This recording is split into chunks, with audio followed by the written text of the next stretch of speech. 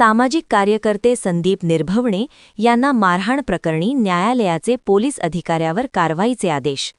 याबाबत सविस्तर वृत्त असे की संदीप निर्भवणे यांना कोरोना काळात पोलिसांकडून मारहाण करण्यात आली होती. त्यावेळी हे प्रकरण खूप चर्चेत आले होते. सामाजिक कार्यकर्ते निर्भवणे यांनी आरोप करत म्हणाले की माझ्या सामाजिक कार्यामुळे कोपरगाव पोलीस स्टेशनचे राकेश माणगावकर यांनी मला मारहाण केली आहे. निर्भवणे यांनी आपला न्यायालयातून लढा चालू ठेवला. अखेर न्यायालयाने या प्रकरणी कारवाईचे आदेश दिले आहे. याबाबत सविस्तर अधिक माहिती सामाजिक कार्यकर्ते संदीप निर्भवणे व त्यांचे वतीने ॲडव्होकेट हाळन्नूर यांनी प्रसारमाध्यमांना दिली आहे. मी संदीप तुकाराम निर्भवणे, मी एक सामाजिक संघटनेचा कार्यकर्ता आहे. तर 29/8/2020 रोजी मी धारणगाव रोड येथून जात असताना कोपरगाव शहर पोलीस स्टेशनचे PI राकेश माणगावकर यांनी मला रस्त्यामध्ये अडवले आणि त्या ठिकाणी मारहाण केली. मारहाण केल्यानंतर तिथून मला गाडीमध्ये टाकले आणि कोपरगाव शहर पोलीस स्टेशनला सुद्धा नेले. तिथं देखील CCTV फुटेजसमोर मला मारहाण केली. तर मारहाण का केली तर कोरोना काळामध्ये कोपरगाव शहरामध्ये कोपरगाव पोलीस स्टेशन व नगरपालिका हे ठिकठिकाणी नाकाबंदी करत होते. तर त्या कोरोना काळामध्ये लोकांना अक्षरशः म्हणजे खाण्यापिण्याचे हाल होते आणि त्यातच ही अनधिकृत वसुली पोलीस स्टेशन व नगरपालिका करत होती. म्हणून आम्ही DYSP साहेबांना निवेदन दिले आणि त्यांना सांगितले की कोरोनाचा काळ आहे साहेब, खायला प्यायला लोकांना गोरगरिबांना नाही आणि त्यातच ही वसुली कुठंतरी थांबली पाहिजे असे आशयाचे निवेदन आम्ही DYSP साहेबांना दिले. तर DYSP साहेबांनी ती हे जे कारवाई जी होती ती थांबायला सांगितली. त्या निवेदन वरिष्ठ अधिकाऱ्यांना दिल्याचा राग त्यांना आला आणि त्यांनी ती मारहाण मला त्यावेळेस केली होती. CCTV फुटेज समोर देखील केली. मग त्या ठिकाणी ठाणे अंमलदार होते, त्यांनाही देखील त्यांच्या समोर जी मारहाण झाली मी त्यांना सांगितले साहेब मला तुमच्या समोर जी मारहाण झाली तर तुम्ही कुठंतरी माझी तक्रार घ्या.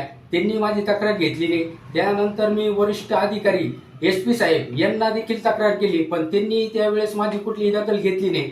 मग मी आमचे ॲडव्होकेट वकील PK हाळन्नूर साहेब यांच्याकडं केस दाखल कोर्टामार्फत केली आणि आज त्या ठिकाणी ॲट्रॉसिटी अंतर्गत 323 त्यांच्यावर जे आहेत 323, 324, 504, 506 अंतर्गत कारवाईचे आदेश जज साहेबांनी दिले.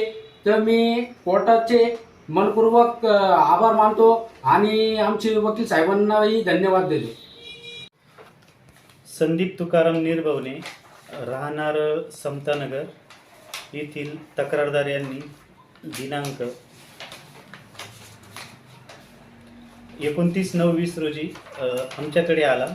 त्यासोबत त्याला झालेली मारहाण, मेडिकल सर्टिफिकेट तसेच त्याने दिलेले निवेदनं हे सर्व घेऊन तो आल्यानंतर त्यानुसार कोर्टामध्ये खाजगी केस ही दाखल केल्यानंतर सदरची केस ही स्पेशल कायद्यानुसार असल्याने सदर तक्रारदार यांचे पडताळणी जबाब आणि सर्व डॉक्युमेंट व कागदपत्र पाहिली आणि त्याची दखल घेण्यासाठी जिल्हा कोर्टाकडे सदरची केस वर्ग करण्यात आली. त्या केसवरून माननीय जिल्हा न्यायाधीश यांनी राकेश अण्णाप्पा माणगावकर याच्यावर भारतीय दंड संहिता कलम 323, 324, 504, 506 तसंच अनुसूचित जाती जमाती प्रतिबंधक कायदा कलम 3X प्रमाणे आदेशिका दिली. वास्तविक पाहता शासकीय अधिकाऱ्यावर कार्यवाही करण्यासाठी सरकारची गरज असते, परंतु तो पोलीस ऑफिसर असल्या कारणाने व त्याने जे काही कृत्य केले ते त्याच्या कायदेशीर ड्युटीच्या बाहेर असल्या कारणाने आम्ही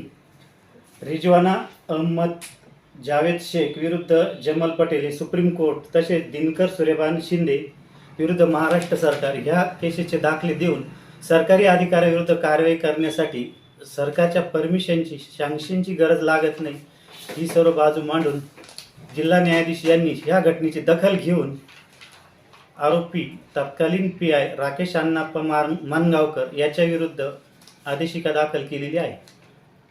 यावर आता पुढील काय कारवाई?